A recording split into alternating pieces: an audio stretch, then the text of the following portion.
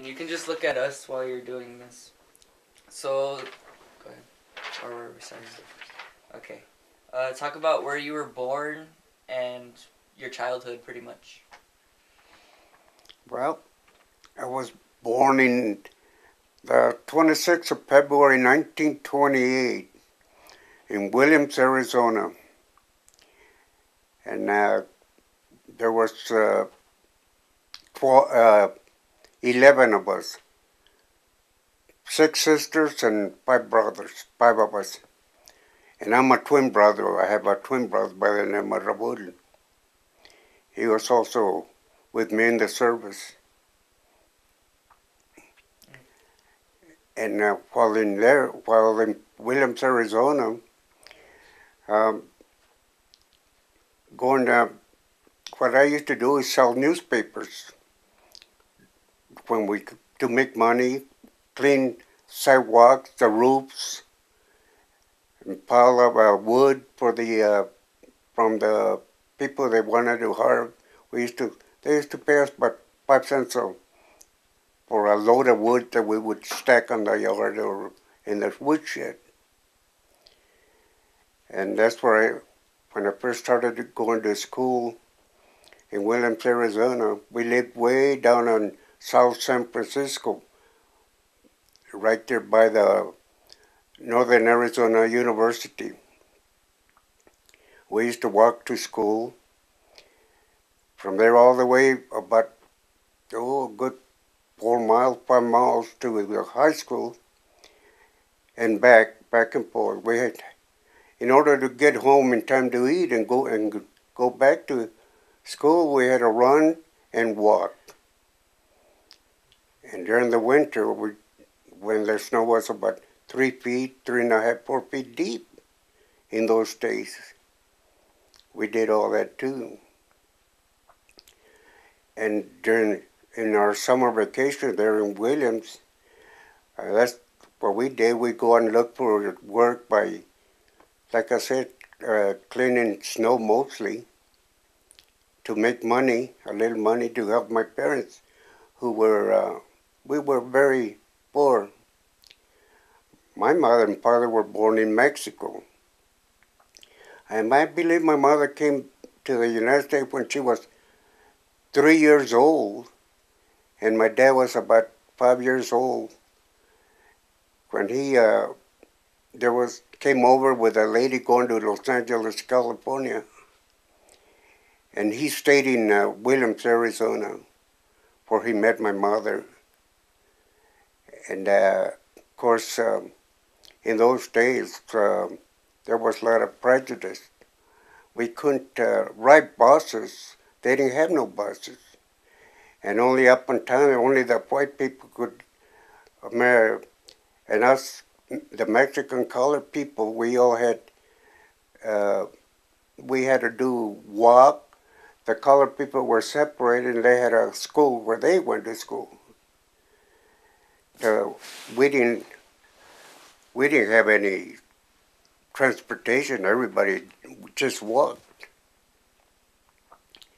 And like I said, there was 11 of us. So my sisters used to iron clothes for people just to make 3 or 4 cents.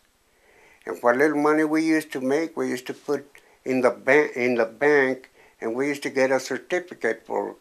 When you put $1, for example, you got a certificate for $1. And as we build up, that's what we used to buy clothes. And my mother used to buy us, well, they could only buy so much. For example, sometimes they'll buy a pair of shoes for my sister. We have to wait, or everybody had to wait for their turn in order to get clothes or shoes. Then they had also rationing in those days, sugar, butter, and rationing to buy shoes also. So, I think about 1939, we moved from Williams, Arizona to Riordan, which was about 7 miles from Flagstaff. It was a railroad station, sort of. My dad worked in the railroad, repairing the track, and they had those little cars that pump up and down to travel. And we had to go cut wood, trees, pick the trees, or railroad ties, carry them on our shoulder. Me and my twin brother would get one. My dad and my older brother would get another one and walk. Take it over there to where we lived at this station, cut it up with a crosscut saw, and then we chop it and pile up the wood for winter. And then during school days, they had a bus running that picked us up and used to take us from there to Flagstaff when we started going to school there. And then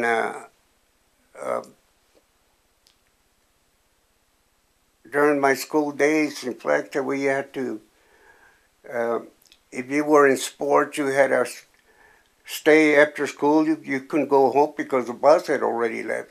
So after we practiced, we walked home all the way down to where we lived, 7 miles, over a couple hills, down the railroad, follow the railroad home, and then in the morning get up and back to school. I played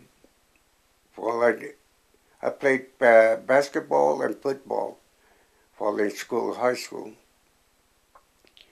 And during the vacation, the 3-month vacation, we used to work for the El Patio Cafe. It was a restaurant they ran by Greeks. We were dishwashers. Later on, we used to cook, became fry cooks. That's where I learned to make a lot of this pastry, like jelly rolls. And we used to make soap. Oh, that's what we used to. That soap was made out of lye and grease, of course. And it was very, very painful because it burnt. But right after, like I said, during our vacation time, from school, we used to work at the Patio Cafe. And we lived down at this railroad station 7 miles away. We walked from our work to the house, 7 miles. In the morning, my mother used to wake us up. Then we walked back to Flagstaff. It used to take us about an hour and a half. And we went to work at 3 in the afternoon, got out at 3 in the morning at nighttime, and me and my twin brother walked all the way back down. So that was all 3 months. And once in a while, we would get a ride. We were lucky we'd get a ride home or to school. And then, like I said, after sports, during sport time, we practiced and just walked back and forth day and night. Okay. When did you first move to Douglas? When did you first move to Douglas? I didn't come into Douglas until right after I retired in 1968. 1968. But before then, I knew Douglas because we were stationed in White Sands Missile Range, and my sister was in Tucson. So I used to drive from White Sands Missile Range, New Mexico, which is in Las Cruces, all the way to Tucson to visit my sister on weekends, and then go back. And on weekends, normally I would spend my time here. Then my sister moved from Tucson to McNeil, Arizona, and they had 160 acres. They had a ranch where they were in the custom business. They used to race and uh, alfalfa and cut and bale alfalfa and sell it. That's where they make their money. But I wasn't that. I was still in the service, but when I retired, I came and did there 1 year to help them out. But then that was too rough for me, and I wasn't used to that, so I moved to Douglas and lived in a little apartment there in 19th Street, waiting. And then I applied for a job at the smelter, and I got hired there for I think it was about 2 months only. While I'm waiting for a call from the post office, I applied for the Douglas post office, and I got a job there as a letter carrier. And I retired after 20 years as a letter carrier from the Douglas post office. When did you first join the military? I joined the military on March 7th, 1946, and stayed all the way until 22 and a half years later. I came out as a retired from the service in the 1st of April, 1968, after my tenure of overseas in Japan, Korea, and Japan. In Vietnam. And prior to that, of course, I had made, while in the service, I was in Greenland. I was in Greenland 2 weeks. I was in Iceland 1 year. I went to France, and then from France I went to Germany, Heidelberg, Germany, as a chief administrative clerk for the division, signal division. My commanding officer was then Colonel Brown, and during my time there, he was promoted to Brigadier General, and I served with him, and I was his administrative clerk, chief administrative clerk of the administrative section, until I rotated back to the States, at which time from there I went to Vietnam. I served 2 tours in Korea, 1 in Vietnam, and of course I was in Fort Ord, California for a while, no more than 4 months, and I was also in Lompoc, California, with the 44th Illinois National Guard Division. We were cadre, training these National Guard people, and my job was as a sergeant major. My job was to build companies, help them initiate the morning reports, and until they moved in, and then they took over, and we would just be cadre.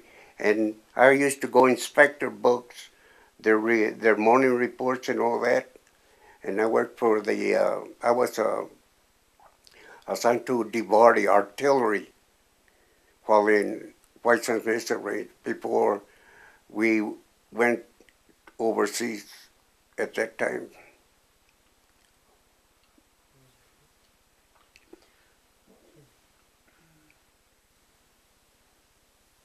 What are the biggest lessons that you learned in the military, and how did they adapt to your life? What was that? What are the biggest lessons that you learned in the military?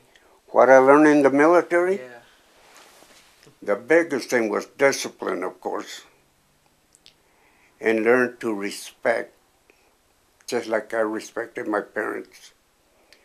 You have to learn to, sometimes you have to bite the bullet, but you have to do what you're told, especially when somebody's over you. It's just like I was. When I was a private, I had to do everything.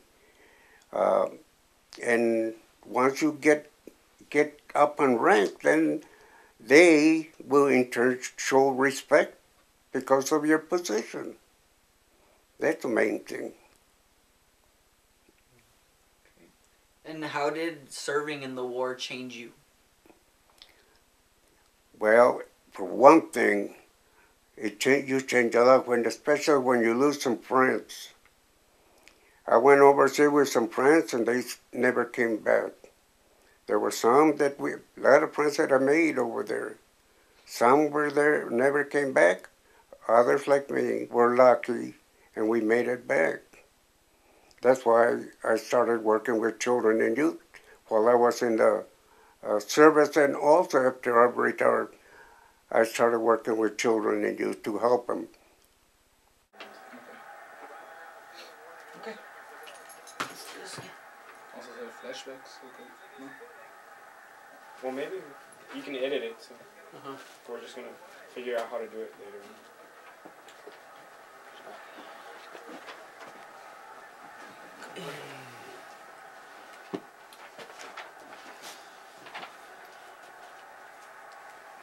Okay, talk about how you met your wife. My wife, oh God. Well, I had already retired from the Army. And of course, I was real active in the American Legion here on Post 11 in Douglas. And my wife used to come in with her sister to the Legion. As a matter of fact, she got kind of close to me, and I was trying always to get away. One time I was hiding in the alley, and she found me. Anyway, that's the main way I really met her.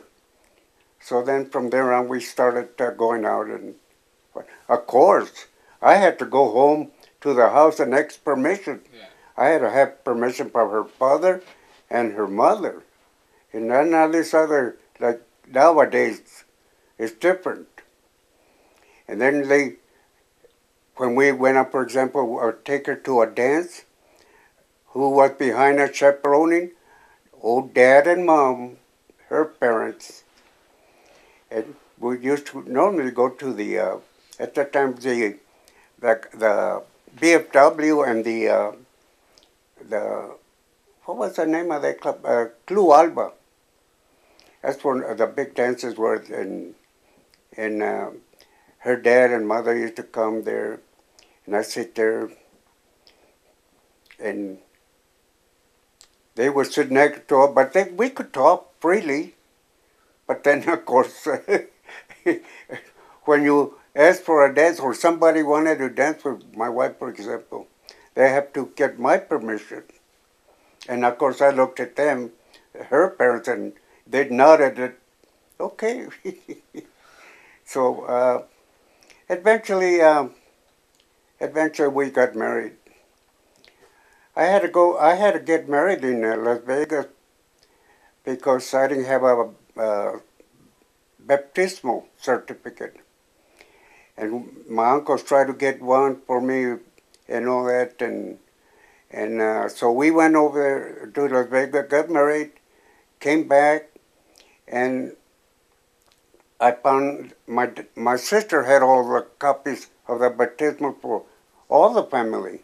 Because when my mother died, my oldest daughter here from McNeil took what they call one of these storage boxes. And right there was all the certificates that we needed, the baptismals and some of her personal papers. And that's when we found that out. Once we got that, we went and made arrangement. We got married here at St. Luke's Church here in Douglas.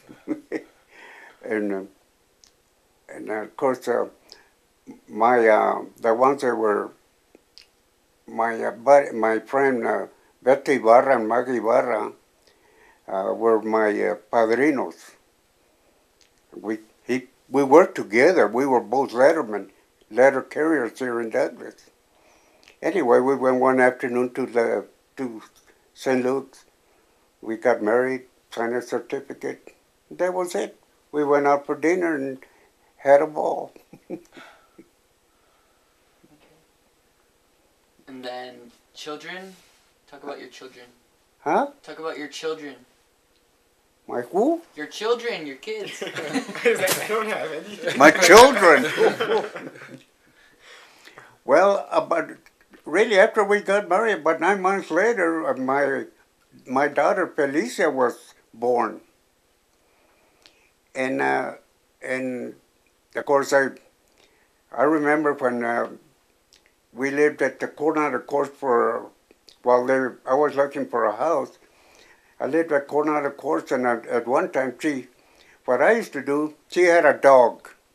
Her name was Francois. And when we went out, I carried the dog, and I saw these people carrying babies. I'm carrying a dog. It was embarrassing to me. Anyway, when my daughter was born, and that was something I really treasure. I'd take her every place. And of course, needless to say is that once she started talking, I could take her to places where she would tell her mother where I was, where I'd been. We're talking about having a few drinks at a bar. So then 4 years later, my other daughter, Juanita, was born. And then 4 years later, Rosa, the youngest one, was born. And I remember I have an old 67 Chevrolet. And when they were going to school here, especially high school, I had to drive them down there. But I had to park a block away because they were embarrassed to be seen in my old pickup truck, a 67 Chevy, all beat up. And what color was it? Red, white, blue, all kinds of colors. So it's all way. If people are embarrassed to be seen with me in my old pickup, walk. Anyway, when they graduated from school, this one got their car. I bought them a car. That was a present. But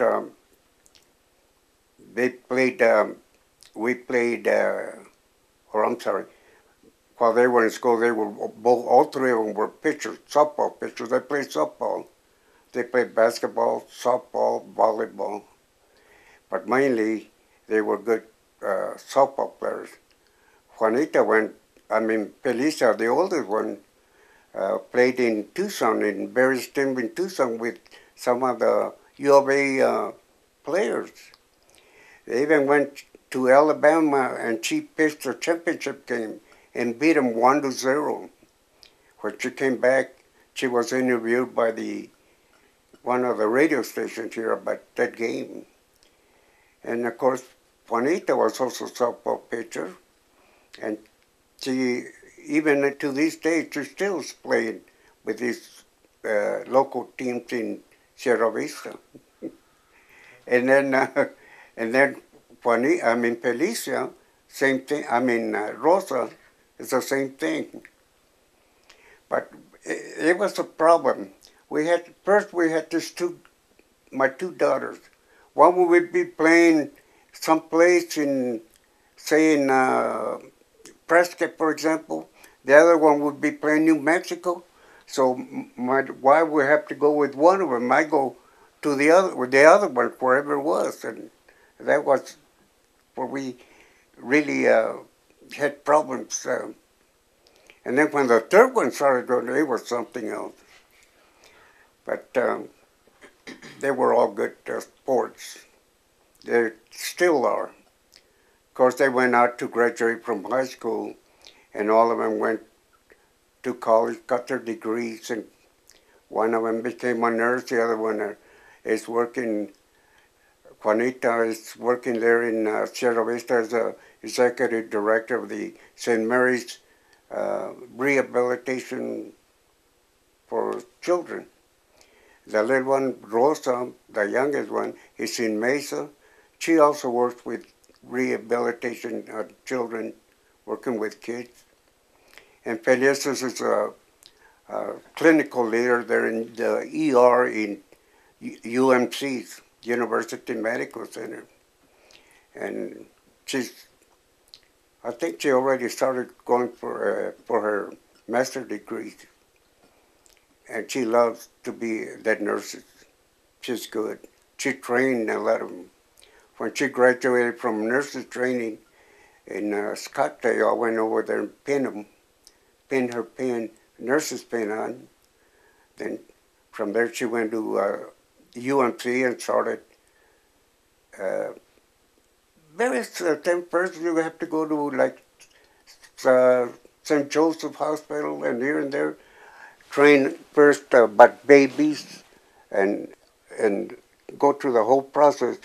But her main goal was she wanted to work for an ER, emergency, where she could help these people they brought in, well, accidents, and she's good at it.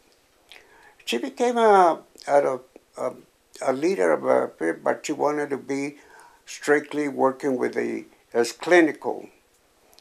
And she has her own crew there in the University Medical Center, and she's a clinical leader. Talk about your experiences at the smelter and at the post office. Well, when I retired, and I stayed 1 year over in McNeil helping my sister at the ranch there, it was rough, especially trying to buck bales of hay, stacking and all that. And I wasn't used to that. All my Army career, I was strictly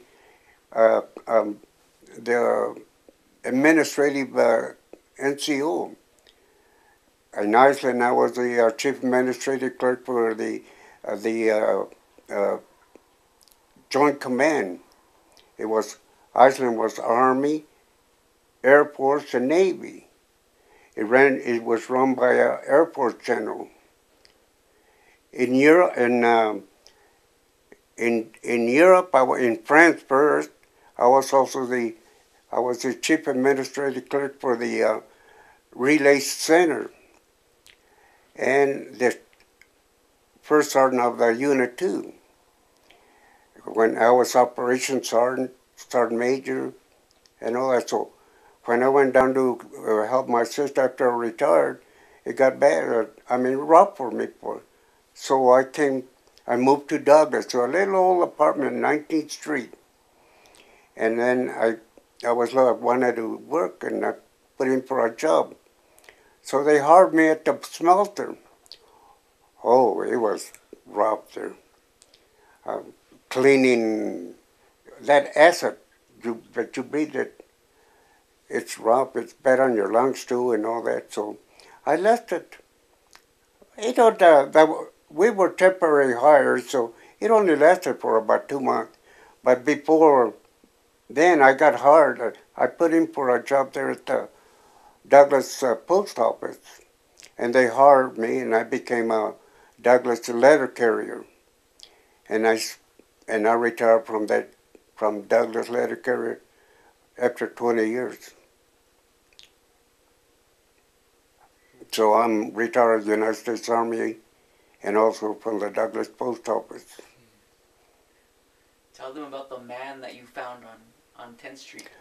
One of my biggest things about being a carrier was to help people. Of course, elderly ladies used to wait for me, so I would go up my route just to hand carry their monthly Social Security check so they could go early to the post office. To the bank to cash them. And they were real nice to me, of course. Like, for example, I would be delivering mail wintertime. I opened the mailbox, there was a cup of coffee there for me. Hot coffee. Or then coming down, I would stop by and they'd have a bottle of Coca-Cola for me, or orange, and a burrito of cheese or something. And of course, I did these favors to them. One of my experiences was this old man, real nice. He always waited for the mail there at the door. When I would come, I would give it to him. You still got tape? Mm-hmm. Go. Who has been the biggest influence on your life? The biggest what? Influence. But the biggest influence Influence. in my life. Yeah. Your inspiration. Lately, earlier, Or your whole life. my whole life. Yeah. My biggest influence, I would say, would be my older sister. Because she kept me up to date, and she kept tabs on me all the time. That's why. And she was nice at it. That's why. She also helped me a lot when I was in the service. Because, when I first went in, you only got so much money. You get paid X amount of money, and that's it. So when I would write to her, I would ask her if she could spare $10, $15, and she would send me money. So that's why I say that it was her. Yeah. What lesson did she teach you? What lesson did I learn from what? Like, I don't know. My life? Mostly. Yeah. Well, like I said before, the lessons I learned was to respect. One of the main things is respect. In the service, when you go into service, you have to respect your elders. That's what I was taught by my parents. Never talk back to an elder. Never interrupt when somebody is talking and they're older than you. You show respect and don't horse around. But like my dad used to say, my mom especially, he said, don't interrupt especially when a neighbor comes or a visitor. It's just like now I know that you get the floor, you have the privilege of speaking. It's just the same way. An elder come in, you're there, you're young, you're there to listen only. If you have anything to say, you can bring that up at a later date. Show your respect. You show respect, and people will respect you. Period. What do you remember most about your parents? But my parents, the suffering they went through. In our days, for example, when we moved to Flagstaff, my uncle had a house, and he had a woodshed. A woodshed, just the flooring was dirt. Wintertime it was damp, and we had a heater, about 4 feet. And at that time, I think our family consisted of about 6 or 7 at that time. All the cooking, the heating water for bath, cleaning up was done with that heater. And you slept there, and it was cold, damp. And my mother and dad, because my dad worked and my mother had to take care of us, my dad worked, and since he was born in Mexico, he had no experience or nothing. But so he was a laborer, and he worked at the Saginaw lumber company. And what he did is they cleaned these boilers. I don't know, that's where they threw all these sawdust and burned all that, and they had to go in there as hot as it was and clean that thing. And suffering, I'd say they suffered. Why? Because in order for us to eat, they would not eat. We only had 2 meals a day, if we were lucky. When they bought a pie, which was one every 6 months or so, they cut it just enough for each of us. They never had any. So my dad at that time, he started building a house down on South San Francisco. And it took a long time, but we lived there for a long time. Walk, clean up early in the morning, go to school, and My older brother Pete was only 1 year older than we were, and he would break trail. Me and my twin brother were right behind him, walking to school and back. We didn't have no vehicles, no bicycles like you people do now. Nothing. You you walk in the snow. You went to work if you were lucky, like I did, and walk home at night. Go to school. If you were in sports, you practice. After you practice, you walk home. And I'm talking about walking 7 miles to the house, back and forth. What little money we made, we always gave them to my parents. They in turn used it to feed us. Once a month, my dad would buy the first thing he would do is buy a, a, a sack of beans, one flour, and potatoes. That is it. And we were lucky. He would, if he had any money left, he would go buy a little piece of meat. And like I said, it was for us, not for them. I think he only made, in those days, he was making about $68 a month. And to feed us all, we were rationed, sort of.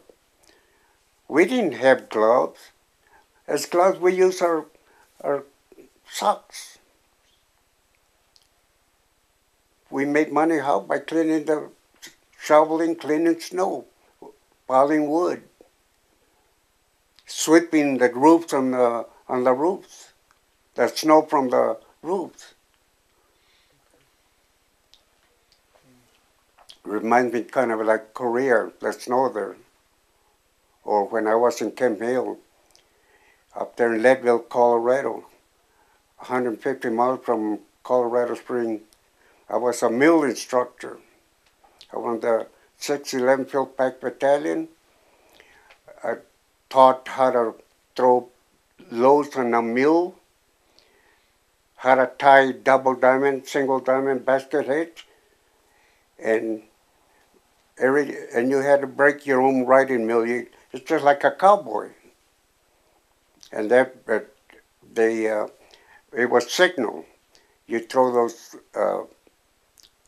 wires or 75 or 105 houses, mountain artillery they call it. The barrel goes in one mill, two wheels go in another mill, and so forth. And that's where I was. I was a winter warfare, I was a ski instructor, and also a mill instructor. It was part of the 10th Mountain Division, the famous 10th Mountain Division, the one that went to Italy during World War II. They were in Camp Hill, Colorado. They took all their mills with them. And that's what they used overseas in World War II. Okay, how did you get involved with the American Legion, and what did you do for them? Well, first of all, when I first joined the American Legion right after my first discharge from the Army. I took a short discharge when I was in Camp Hill, Colorado, to go overseas. So I was eligible to join, so that's when I joined. That was about 59 years I've been a member of the Legion. And then when my first 10-year overseas, when I was there, I joined the VFW because I was eligible to join the VFW Foreign Wars, what they call it. And that was about the same years as the Legion. As a member of the Legion, I worked with children and youth. I was a children and youth chairman. My job, of course, was to do things for the children. Like I used to throw a lot of dances, parties, I handle the Christmas parties, Halloween parties, special fundraisers for the Douglas retarded children, and cook hamburgers for 22 years to raise funds to give a scholarship to two children from the high school going to nurses training. So I would make that money went to scholarship for nurses training. Even now, I'm in Sierra Vista. I'm over there. I joined the the 48, and with the promise that if we have anybody here in high school in Douglas, and they want to go to nurses training, they would be eligible for scholarship. And they promise, and we do have 2 open scholarships for nurses training here. So whenever they send in an application, they send it to me. Of course, I approve it, and we usually give them a scholarship of $800, so much per semester.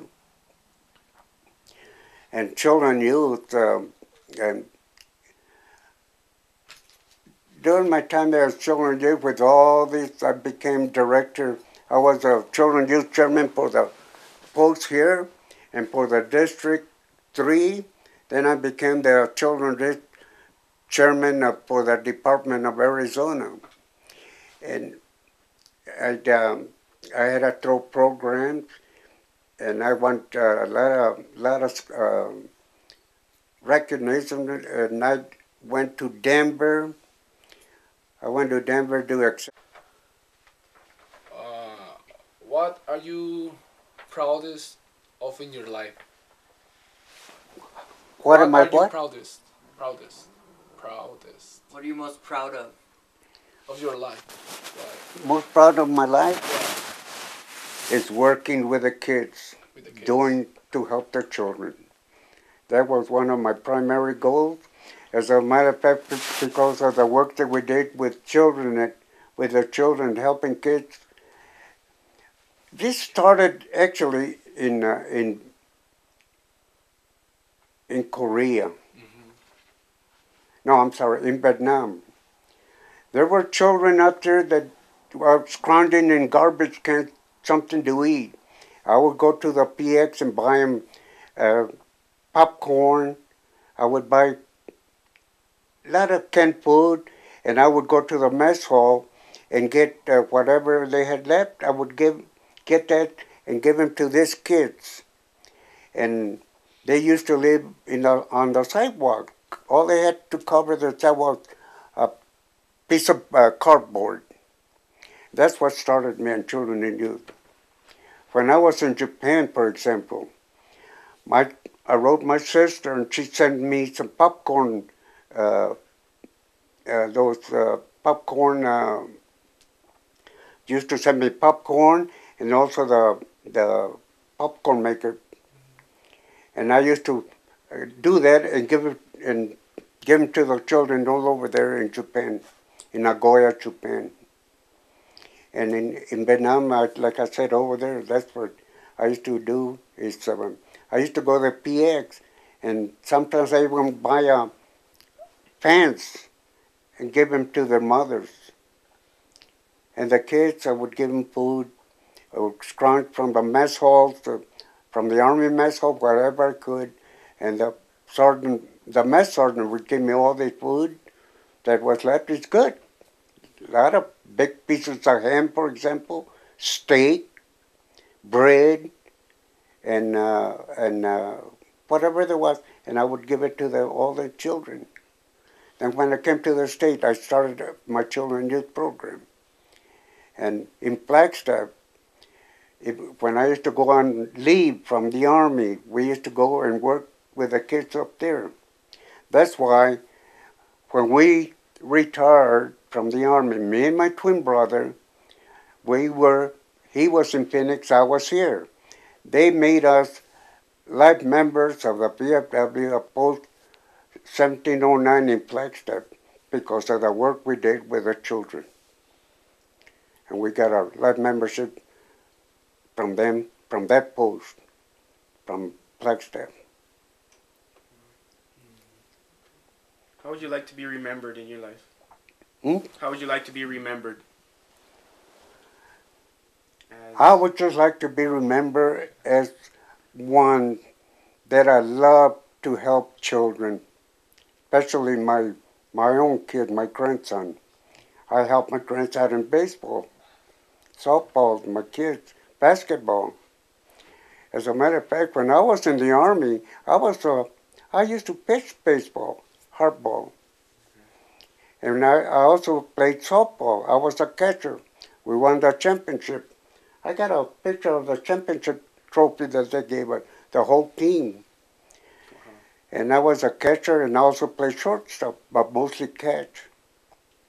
In baseball, we played mostly professional teams there in Japan. We played them. And when we played the women professional, we always lost. That's right. And over there's not a hard ball like the baseball we know here. It's something more like a compressed rubber ball, hard. You don't want to get hit with one of those because it hurts more than the balls that we use here at baseball. But those balls over there, they bump. And to hit a ball, a home run or a good hit, you got to hit it square. If you just up a little, that thing just go jumping like a frog. Yes, I think that's my greatest joy of life was working with the children, and especially my kids, grandkids. That's what I love, and I want them to remember me as that. I'm sorry. Anything else? I'm out of questions. I think that's it then. Oh, my nicknames. I saw something there that you were supposed to ask me if I had a nickname. Oh, I have a slew of nicknames. They call me Wino because I like wine right now. But before, in Japan, they used to call me Noracho, the girls, especially. See, when I was there at Nagawa, was military government team. Our job was to work with the Japanese government, the distribution of food.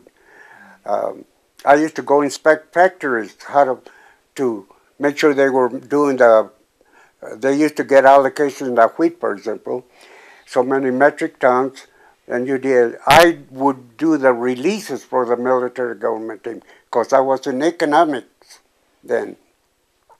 I handled the release of food, I handled the release of staples, and I handled the collection, rice collection. What rice collection is, the farmers had a quota they had to meet. Then the government, Japanese government, through our supervision, military government, collected the rice. In turn, as supplement, they would give them imports that we brought in, Cuban sugar, sweet potatoes, canned food, and as an incentive for meeting their quotas, we used to get loads and loads, shiploads, cigarettes and cigars. And that was an incentive to the farmers. And my biggest thing was these elderly ladies, farmers, women, elderly ladies, we're talking about 80, 90 years old. They wanted a cigar, always a cigar. And I would give them cigars. Yeah. And the cigarettes, we had an allocation. They made an allocation. You gave them a release of so many cartons of cigarettes. And we're talking about boxes and boxes for the village as a whole. And my job is economic. I used to go inspect flour mills and the rice and the storage, and then the corporation where they stored. And the government make a release. I would get it, and then I would write a release. And then I would send it to the corporation, who in turn makes a distribution to the distribution point. A distribution point is like a store here. The store gets their food from someplace who brings it in. They buy it and they distribute it to the store for distribution for human consumption. The the people around. You have so many stores here for the Douglas area. Over there, you have so many stores for a population of so many in a village. You were responsible to feed that village. Nicknames. Bueno. Okay. How is Douglas different now than it was when you first moved here? Douglas, now than when I first came? For one thing, the population has grown up. I mean, there's more people here now, more businesses, and I think they have become more friendly, to tell you the truth. You have more liberty, really, also. In my days, when I was growing up, it was strictly a lot of, what do they call that? You were second-class citizens. For example, when we went to, you can go to a hospital, you were left. The colored people in us. I never forget that. One time I cut my finger, and it got infected.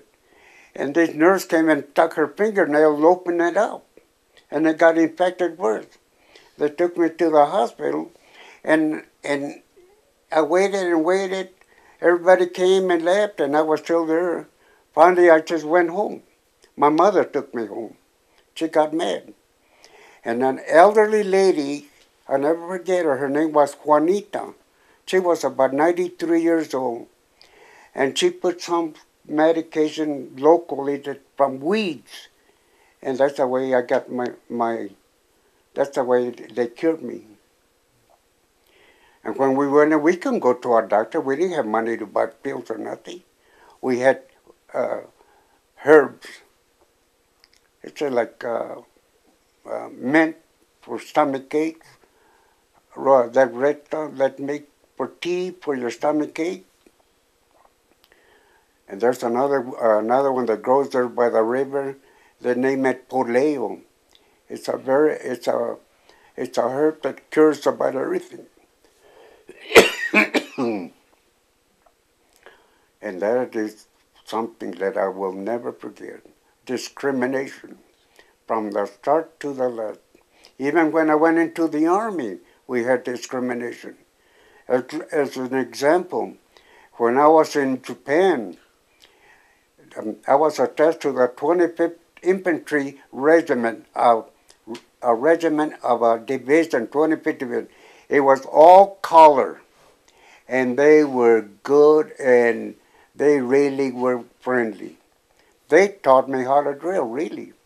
Fancy drilling. March. And it was a color unit.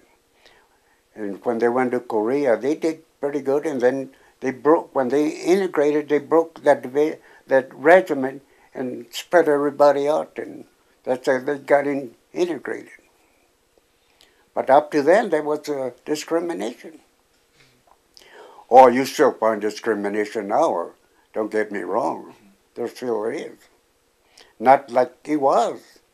It has changed a lot. Douglas has changed a lot.